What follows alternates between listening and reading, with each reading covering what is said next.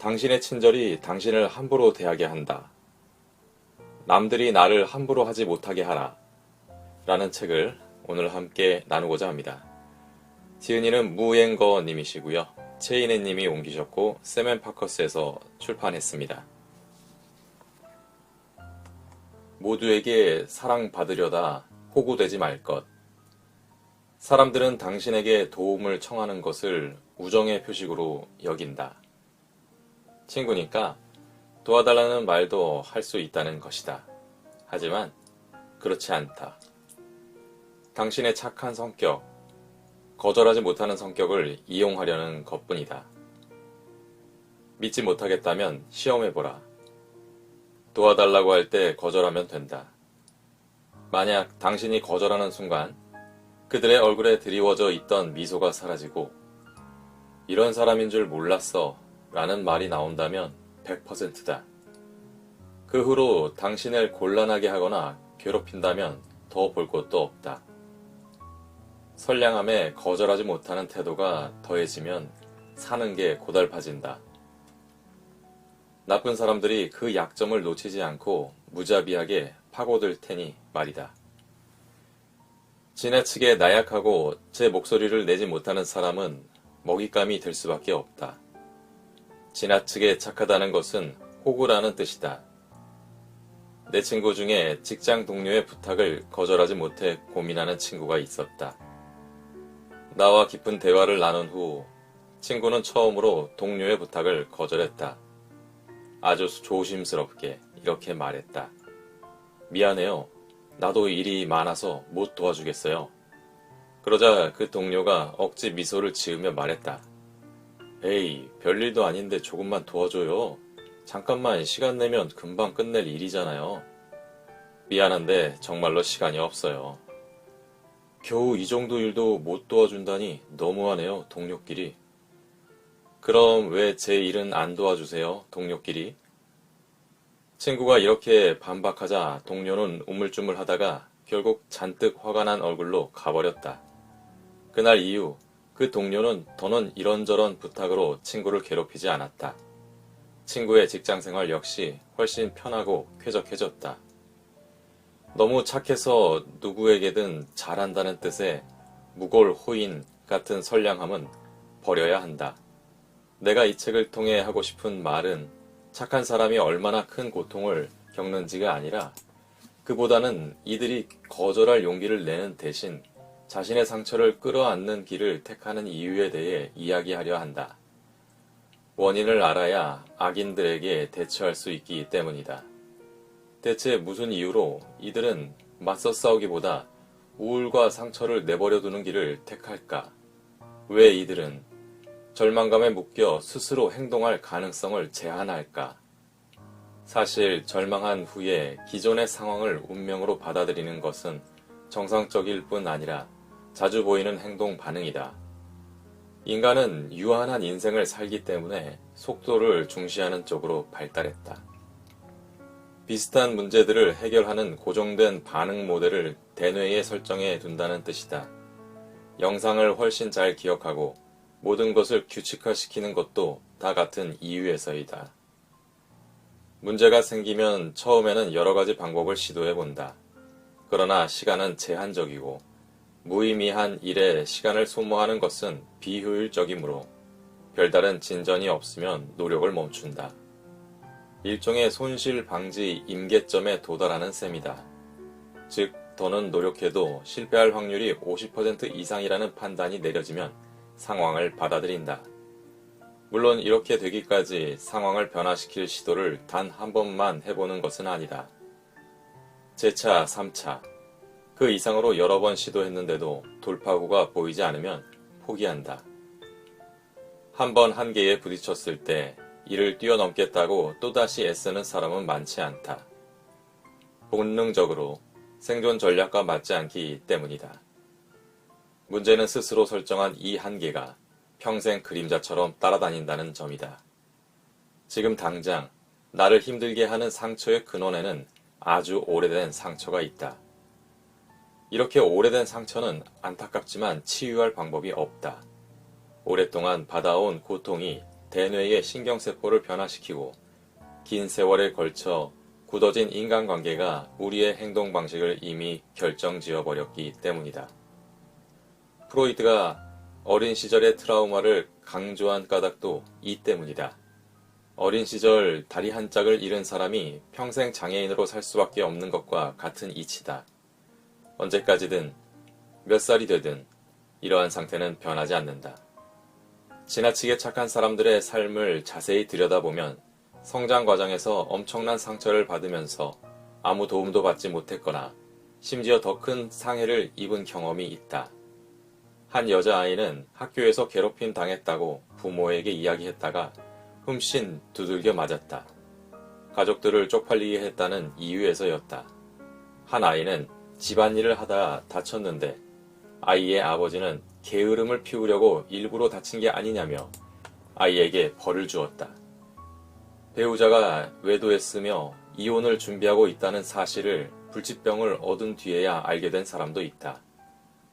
이런 일들을 지속적으로 경험한 사람은 자신에게 상처 주는 것들에서 벗어날 의지와 가능성을 완전히 상실한다. 가해자는 대개 나이나 체격, 도덕적 명분 등을 수많은 면에서 이들보다 우위에 점하고 있다. 그런 가해자에게 정신적, 신체적 위협과 모욕을 받으면 이들은 외부의 도움을 구할 수도 스스로 구할 수도 없는 지경에 놓인다. 심리적 붕괴의 가장 큰 원인은 자기 기대와 실제 행동이 심각하게 충돌하는 데 있다. 자기 자신을 포기하는 순간 자기 기대가 완전히 사라진다. 이런 상태에서는 타협과 자해, 자살 등이 손쉬운 해결 방법으로 보인다. 이들은 변화하거나 탈출할 기회가 코앞까지 와도 못 본 척한다. 현재의 고통에 대항하거나 탈출하는 과정이 훨씬 더 고통스러울 게 분명하기 때문이다. 어차피 똑같이 고통을 겪어야 한다면 그나마 덜 격렬하고 익숙한 지금의 고통을 선택하겠다는 게 이들의 생각이다. 그렇기에 절망에 빠진 사람이 갑자기 깨닫고 주도적으로 무언가를 시도하기를 바라는 것은 한여름밤의 꿈처럼 터무니없는 이야기다. 절망과 무력감이 삶의 곳곳에 침투하면 어떤 일에도 의미와 가치를 느끼지 못하며 더 이상 살아봤자 아무 소용없다 라는 허무감에 사로잡히기 쉽다. 신체적, 정신적으로 학대받는 사람은 대개 인격적 모욕도 함께 받기 마련이다. 가해자는 고의적으로 혹은 자신의 폭력을 정당화하기 위해 무의식적으로 피해자의 인격을 모욕하고 폄훼하며 부정한다. 지속적으로 인격의 손상을 입은 피해자는 결국 현재의 고통을 자초했다고 여기게 된다. 그 결과 타협과 굴복을 당연하게 받아들이며 심지어 자신을 쓸모없는 사람이라고 단정짓는다. 일례로 남존 여비 사상이 강한 집안에서 자란 여자는 타고난 성별부터 철저히 부정당하는 경험을 한다. 이런 상황에서 피해자가 느낄 수 있는 유일한 감정은 자신이 불행의 원흉이라는 죄책감뿐이다. 10여 년간 온 가족에게 모욕받으며 자란 한 여성은 성인이 된 후에도 집에 무슨 일이 생기면 전부 자기 잘못이라는 생각에 시달린다. 그러나 그녀와 달리 어려서부터 부모의 사랑을 듬뿍 받고 자란 자녀들은 자기 잘못으로 생긴 일도 남의 탓으로 돌린다. 차별이 만들어낸 차이가 이토록 크다. 자신과 환경에 대한 통제력을 완전히 잃은 사람은 심각한 심리적 병에 시달린다. 이들은 소심하고 나약하며 폐쇄적이다. 또한 세상의 온갖 불공정함, 괴롭힘에 직면했을 때 그런 상황에서 스스로 빠져나오지 못한다. 자신의 운명을 스스로 이끌어갈 수 없는 처지에 있다 보니 우울감도 매우 높다. 가정 환경이 중요하다는 말도 어린 시절의 트라우마가 평생을 좌우한다는 이론도 모두 맞는 말이다. 아무 노력도 하지 않으면서 상황이 바뀌기를 바라는 사람, 자신을 지나치게 희생하는 사람은 모두 하나같이 절망한 게으름뱅이이다. 이들 피해자는 심리적 그림자에서 벗어날 수 있을까?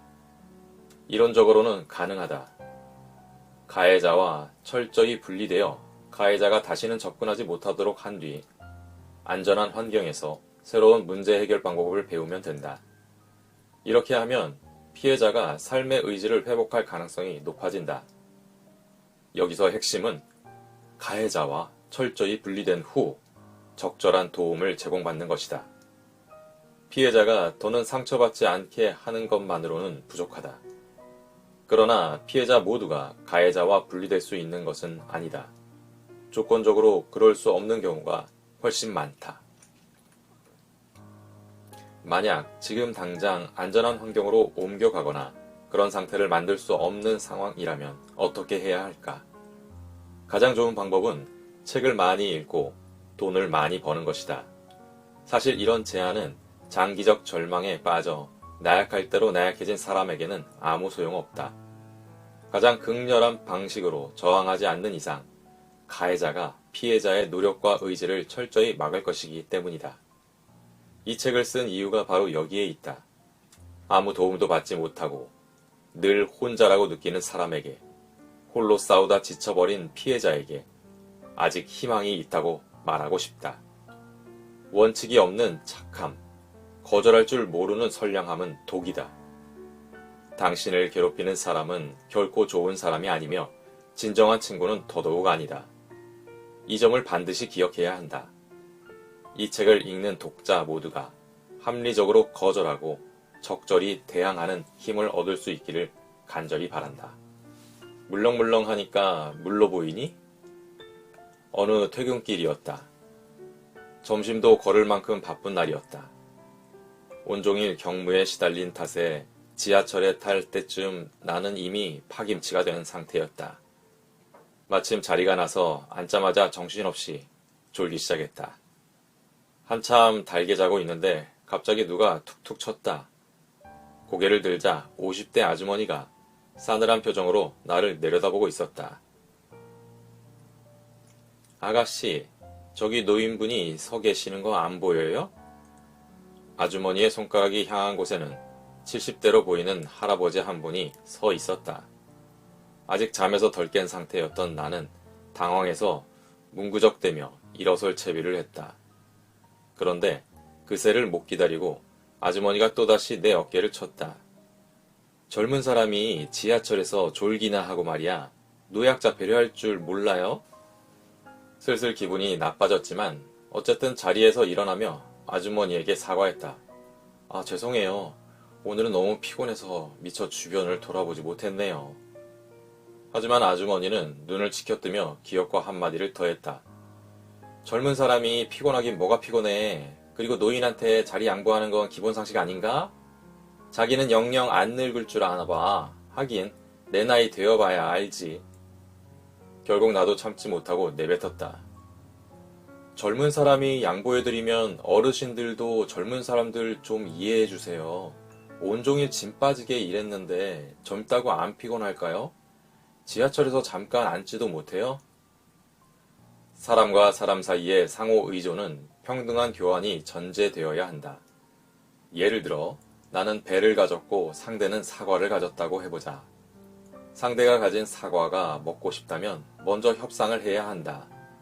즉 배와 사과를 어떻게 교환할지 논의하고 서로 의견이 합치되면 그에 따라 바꾸면 된다. 그런데 평등 개념이 없는 사회에서는 상대가 원하든 원하지 않든 무조건 배를 건네준 뒤 사과를 내놓으라는 식으로 변질되는 경우가 많다. 평등 개념이 없으면 계약 정신이 없고 계약 정신이 없으면 자립 정신도 없다. 공평은 더더욱 논할 수 없는 문제다. 서로를 이해하기란 더욱 불가능하다. 예를 들어 어떤 여자는 자신이 살림과 육아를 도맡아서 고생하고 있으니 남자에게 평생 충분한 사랑과 금전적 지원을 받아야 마땅하다고 믿는다. 그런가 하면 어떤 남자는 자신이 가장이니까 가정을 자기 뜻대로 이끄는 게 옳다고 생각한다. 또한 여자란 별것 아닌 일에도 호들갑을 떨기 마련이니 모든 일을 아내와 의논할 필요가 없다고 여긴다. 결과적으로 두 사람은 갈수록 멀어진다. 돌아올 수 없을 만큼 멀리, 아주 멀리.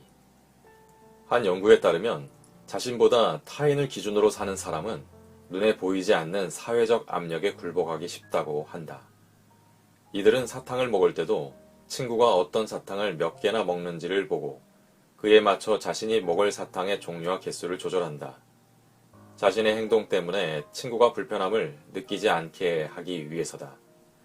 즉, 자기 자신보다 타인의 기분을 더욱 중요하게 여긴다는 것이다. 만약 당신이 여태껏 모두와 잘 지내기 위해 무진장 노력했는데도 인정은커녕 무시만 당했다면 이제는 자신이 해야 할 말은 확실히 하는 사람임을 증명해 보이는 것은 어떨까? 선량함을 말하고 싶다면 먼저 공평함부터 따져야 한다. 만약 상대에게 선량하기를 요구하면서 정작 자신은 그렇게 하지 못한다면, 그러면서 상대가 은혜를 모른다고 분개하려면 차라리 선량함을 입에 올리지 마라. 남이 힘든 것, 고생스러운 것은 전혀 배려하지 않으면서 자신은 배려받을 수 있기를 바라지도 마라. 만약 당신이 정말 선량한 사람이라면 당신을 이해해주지 않는 사람들을 떠나라. 만약 그들이 당신에게 선량하기를 요구한다면 악인으로 위장하라. 그들 사이에서 홀로 선량함을 지키기 위해 고군분투할 이유가 전혀 없다. 이해하며 살라고? 개벽다귀 같은 소리. 어떤 여자가 소개팅을 나갔는데 상대는 박사였다. 여자가 남자에게 물었다. 30살이라고 하셨는데 지금까지 돈은 얼마나 모으셨어요? 그러자 남자는 아무 대답 없이 일어나 식사를 계산하고 나가버렸다. 사실 남자에게 이는 매우 민감한 화제다. 이런 질문을 했다는 것만으로도 상대에게 부정적인 인상을 주거나 심지어 모욕감을 줄 수 있다. 그렇지 않더라도 이런 질문을 달갑게 여길 남자는 없을 것이다. 보통 박사과정까지 이수한 사람은 힘든 일을 잘 참고 견딜 줄 아는 편이다. 그 역시 그랬고 그 덕에 지도교수의 개인 자산으로 콕 찍혀서 졸업이 몇 번이나 미뤄진 사정이 있었다. 그에게는 한 가지 어려움이 더 있었다. 집안이 매우 어려웠던 것이다. 이런 사람들은 저마다 짐을 짊어지고 있다. 형제 자매를 도와야 한다든가, 부모가 아프다든가, 혹은 부모가 부모답지 않게 엉망진창이라든가, 그 역시 비슷한 사정이 있었고 빨리 졸업하고 싶은 마음이 굴뚝 같았다. 그런데 바람과 달리 졸업이 계속 미뤄지자 자신이 멍청한 것은 아닌지 늘 의심했다. 알고 보니 지도교수가 그를 졸업시키지 않은 이유는 그의 능력이 부족했거나 그를 특별히 신임해서가 아니었다. 그가 다른 사람보다 훨씬 간절하게 그 학위를 바랬기 때문이었다. 지도교수는 그런 약점을 이용해서 그를 얕잡아보고 계속 붙들어 둔 것이었다. 맹목적인 용서와 동정은 악에 대한 허용이요, 선에 대한 모독이다 라는 말이 있다. 맞는 말이다. 그러나 아직도 많은 이가 어떻게든 안전지대에 머물며 일말의 안정감이라도 지키려고 애쓴다. 그러다 다른 사람에게 밀려 퇴로가 끊기고 옴짝달싹하지 못하게 돼서야 비로소 맞서 싸워야 하나 고민한다. 너무 착한 나머지 지도교수에게 말 한마디 못하고 끌려다닌 이 박사처럼 말이다. 좌절을 겪어야 마음의 그릇이 커진다는 말이 있다. 시간이 가장 좋은 약이라고도 한다. 사실 영양가 없는 개벽다귀 같은 소리다. 미래가 보이지 않는 삶을 살면서 스스로 화려한 욜로족이라고 말하는 사람에게 혐오감을 느끼지 않는가? 에세이 몇 줄 읽고 인생이 한결 편해졌다고 말하는 사람도 많다. 예전처럼 상사에게 욕먹고 아내에게 원망을 들어도 그전만큼 화나지 않는다고 한다.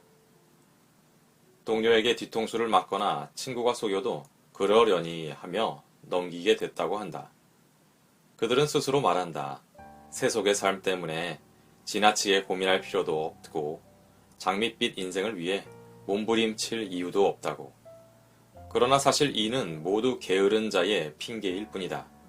그야말로 정신승리의 극치다. 앞은 벽이고 뒤는 퇴로가 없으니 그냥 그 자리에 주저앉아 꼭 성공할 필요는 없다고. 아무것도 하지 않으면 아무것도 잃지 않는다고. 자기 위안하며 아예 손을 놓아버리는 것이다. 운이 나쁜 이유는 전생에 죄를 지었기 때문이니 평상시에 덕을 쌓으세요. SNS에서 이런 논리의 글을 자주 본다. 게다가 이런 글은 좋아요도 꽤 많이 받는다. 내용 비약이 어찌나 심한지 대개 이런 식이다. 돼지도 생명인데 어떻게 먹을 수 있나요? 착한 소를 어떻게 먹죠? 귀여운 배추를, 다음 세대의 생명을 품고 있는 콩을 어찌 먹는다는 말이죠. 잔인하게. 결국에는 이런 단일 귀인적 사고방식도 자신의 나태함을 정당화하지 못한다. 그런 의미에서 선량함은 꽤 괜찮은 냄비다. 도덕적 강박, 마음의 병, 삶의 문제 같은 원재료를 얼마든지 던져 넣을 수 있기 때문이다. 만약 아무 노력도 하지 않고 잘 살고자 하는 도둑심보를 선량함이라고 한다면 사무엘 베게트의 희곡 고도를 기다리며에서 등장하는 정체불명의 방랑자 에스트라라곤과 블라디미르도 선량한 사람이다. 그들은 황혼역의 좁은 길가 고목 아래 서서 하염없이 고도를 기다린다.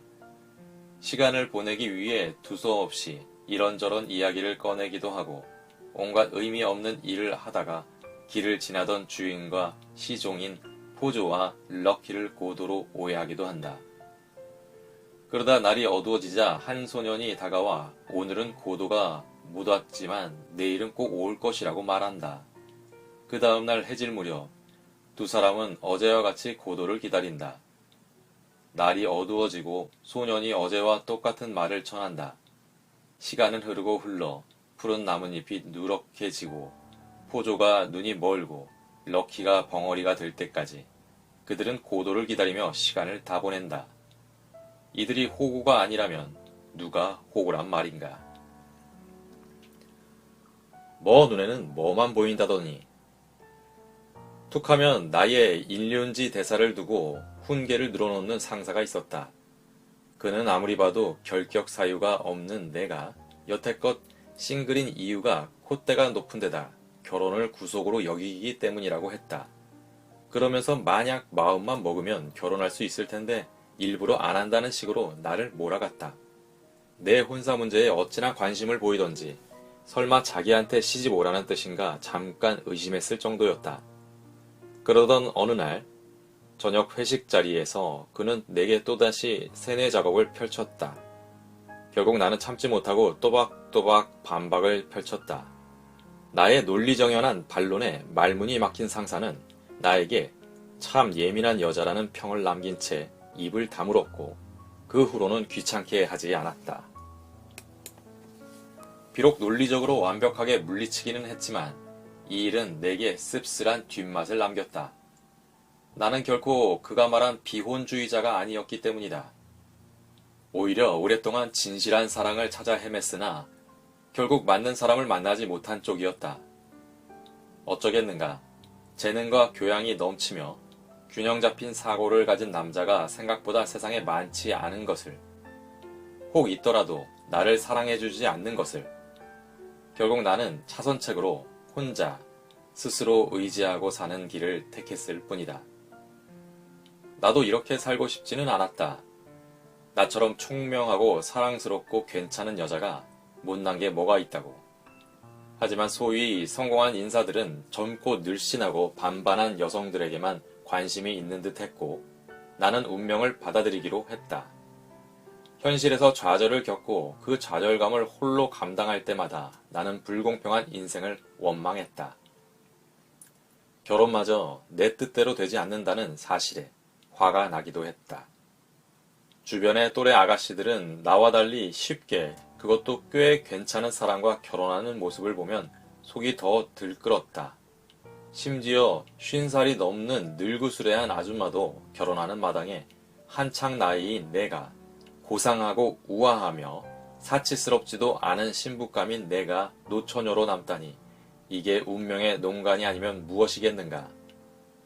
지금은 내가 잘못 생각하고 있었음을 안다. 내가 바란 혹은 바라지 않은 모든 현재는 과거에 내가 한 선택의 결과다. 다시 말해 내가 지금 이 모양이 된 이유는 전부 과거의 나 때문이라는 뜻이다. 결혼만 해도 그렇다. 나는 나보다 결코 잘나지도 않았으면서 시집 잘 간 여자를 부러워했지만 생각해보면 예전에 나는 시집 잘 가는 것 자체를 우습게 여겼다. 또 지방에 사는 사람과 절대 결혼하지 않겠다고 결심했고 아기를 낳기 싫다는 이유로 자녀를 바라는 사람을 결혼 대상에서 제외했다. 그 후로도 이런저런 이유로 결혼할 수 없는 사람의 명단은 늘어만 갔다. 사실 괜찮은 사람을 만나지 못한 것은 아니다. 다만 스스로 만들어둔 제약 조건이 너무 많았다. 실제로 몇 년 전에 상하이에 집을 2채나 가진 광고회사 대표가 내게 푹 빠져 청혼했을 때도 설레지 않는다. 아이를 바랄 것 같다. 시어머니 될 분이 너무 드세다는 등 별 희한한 이유를 대고 도망치지 않았던가? 2번의 미성숙한 연애를 경험한 후 나는 비로소 남자친구라고 인정할 수 있을 만한 사람을 만났다. 그 전에 만났던 사람들에게 문제가 있었냐고 묻는다면 꼭 그렇지도 않다. 모두 나를 풍족하게 살도록 해줄 만큼 능력 있는 남자들이었다. 하지만 내 마음에 차지는 않았다. 무언가 불만족스러운 기분을 애써 무시하고 억지로 만나다가 결국 못 참고 도망친 적도 있었다. 그렇다고 그들에게 엄청난 결점이 있었던 것도 아니다. 함께 할 수 없었던 이유는 아마 나 자신만이 이해할 수 있을 것이다. 지금 내 휴대폰 연락처에 저장되어 있는 남자는 기껏해야 5명 정도다. 그렇다. 나는 세상과 단절되기를 간절히 원했고 단절되는 쪽을 선택했으며 그래서 노처녀가 되었다. 사실을 말하자면 나 자신이 먼저 나를 결혼할 수 없는 여자로 정의했고 그대로 된 것이다. 일반적인 환경에서 사건이 사람을 바꿀 수 있을 뿐 사람은 사건을 바꿀 수 없다. 이러한 한계에서 사람은 누구나 여러 가지 사건을 겪으며 나름의 관념과 인지를 형성해 간다. 마르크스의 말처럼 개인은 그가 맺은 사회적 관계의 총체인 셈이다. 어떤 상황을 판단, 정의할 때도 그동안 경험한 사회적 사건과 그와 관련된 관계의 총합에 영향을 받는다. 그런데 이때 만약 개인이 잘못된 정의나 지각을 갖고 있으면 실제 사회 환경과 개인의 인식 사이에 편차가 생긴다. 그리고 이러한 부정확한 이해를 기반으로 해석 체계를 세우고 행동할수록 결국 잘못된 인식에 점점 더 가까워진다. 부처 눈에는 부처만 보인다는 말도 그래서 나온 것이다. 똑같은 환경도 마음가짐에 따라 다르게 보이고 근심도 마음에서 생긴다. 마음에 부처가 있으면 생각도 시야도 행동도 부처와 같아진다. 자기가 보고 싶은 것만 보고 믿고 싶은 것만 믿으려 한다. 심리학에서는 이를 가리켜 확증 편향이라고 한다. 이러한 확신은 스스로에게 인지적 꼬리표를 붙이고 이를 타인에게도 확인시킨다. 즉 사람을 대할 때 내심 자신이 얻기 바라는 꼬리표를 내보인다는 뜻이다. 그 꼬리표를 본 사람들은 단순하고도 거칠게 결론을 내린다. 역시 당신은 그런 사람이었어 라고. 보통 우리는 자신의 연약함과 쉽게 괴롭힘 당할 수 있는 성향을 착한 모습 혹은 선량함이라는 명목으로 감추려 한다. 그러나 결국에는 바랬던 것과 달리 거의 모든 사람에게 괴롭힘 당하게 된다. 나의 엄마는 스스로 항상 남에게 천대받는 사람으로 정의했고 실제로 평생 천대받으며 살았다. 유복녀로 태어나 아버지 없이 자란 엄마는 가정에서 따스한 돌봄을 받지 못했다. 외할머니는 온화한 분이었지만 가정교육 능력이 없는 탓에 엄마의 외삼촌이 훈육을 전담했다. 외삼촌은 성실한 사람이었지만 사람을 기르는 일에 대해서는 때리고 욕하는 방법밖에 몰랐다. 그런 외삼촌 밑에서 엄마는 남존여비 사상이 뿌리 깊게 박힌 사람으로 자라났고 여자는 맞아야 배울 수 있는 존재라고 생각하게 됐다. 엄마는 어려서부터 말을 함부로 하지 말라고 배우고 자랐다. 그런 엄마의 가장 큰 재주는 입만 열면 다른 사람의 기분을 상하게 하는 것이었다. 오죽하면 어린 외손자가 할머니 그냥 아무 말도 하지 마세요 라고 했을까? 평생 엄마의 주변에는 이미 싸웠거나 지금도 싸우고 있는 사람밖에 없었다. 엄마는 말싸움도 했고 몸싸움도 했다. 아버지에게 얻어맞는 일이 비일비재했고 평생 천대받을 운명이라는 자기 예언이 그대로 실현된 셈이다. 잠깐 우리 집에 머물렀을 때조차 엄마는 매일 나와 싸웠다. 이유는 단순했다. 자신에게 익숙한 관점을 고수하며 사물을 보고 인지한 탓에 고정관념에 묶여서 진상과 현실을 있는 그대로 보지 못했기 때문이다. 구체적으로 예를 들자면 이런 식이다. 당시 내가 자취하는 곳까지 엄마가 어렵게 오셨고 평소 새로운 음식을 드셔볼 일이 없었기에 희귀한 음식을 사들고 집에 들어간 날이었다. 내 손에 들린 상자를 보고 엄마가 뭘 사왔냐고 물었고 나는 큰 가재라고 대답했다. 그러자 엄마는 고향에 있는 이웃 이야기를 꺼냈다. 논이 면마지기가 될 법한 큰 연못에 가재를 키우는데 가재가 어찌나 큰지 제일 작은 놈이 10cm가 넘는다는 것이다. 여태껏 그만큼 큰 가재를 본 일이 없다며 한참 호들갑이었다. 어쩐지 기분이 나빠진 나는 내가 사온 가재는 그런 민물가재와는 급이 다르다고 대꾸했다. 하지만 엄마는 아랑곳하지 않고 그곳의 가재 이야기만 했다. 집 개발이 얼마나 큰지 비싸기는 또 얼마나 비싼지 감탄사가 줄을 이었다. 아무리 내가 그 가재와 이 가재는 근본적으로 다르다고 해도 들은 채도 하지 않았다. 결국 나는 화가 나서 상자를 바닥에 던지듯 내려놓았다. 일단 먼저 보고 얘기해. 직접 확인해보면 알 것 아니야. 어떤 사물에 모종의 꼬리표가 붙으면 사람은 그에 대해 더는 알려고 하지 않는다. 먼저 들어와 자리를 잡은 개념에 사로잡혀서 가장 기본적인 탐색 정신과 진상 파악 능력을 잃는 셈이다. 사람에게 붙은 꼬리표도 마찬가지다. 일단 자기 자신에게 어떤 꼬리표를 붙이는 순간 대개 그 꼬리표로 살게 된다. 꼬리표는 일종의 폐쇄적 사고방식이다.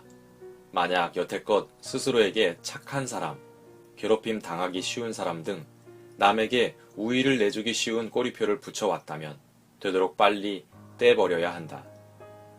한 심리학자에 따르면 타인이 자신의 기대와 다르게 행동하는 것을 알고도 배후의 스토리를 이해하려고 노력하지 않는 사람은 상대에 대해 극단적인 평가를 내리기 쉽다. 이는 다른 사람을 제대로 이해하지 못한다는 점에서 차별적 시각의 원인이 되기도 한다. 꼬리표 붙이기, 즉 라벨링은 폐쇄적 사고방식의 전형적 특징이며 다름을 틀림과 잘못으로 받아들이는 우매함의 원인이 된다. 만약 자신이 남을 잘 이해할 수 없고 타인의 행동 때문에 자주 화가 난다면 이런 폐쇄적 사고방식을 가졌을 공산이 크다. 이러한 사고방식은 인간관계에 끝없는 갈등을 초래할 뿐만 아니라 나 자신에게도 끝없는 고통을 안긴다. 꼬리표는 인생에서 단 한 가지 가능성에만 집착하게 만든다. 그것이 내가 바라는 가능성이든 바라지 않는 가능성이든 자신도 모르게 인생을 망친다. 자기 예언, 즉 꼬리표를 떼어버려라.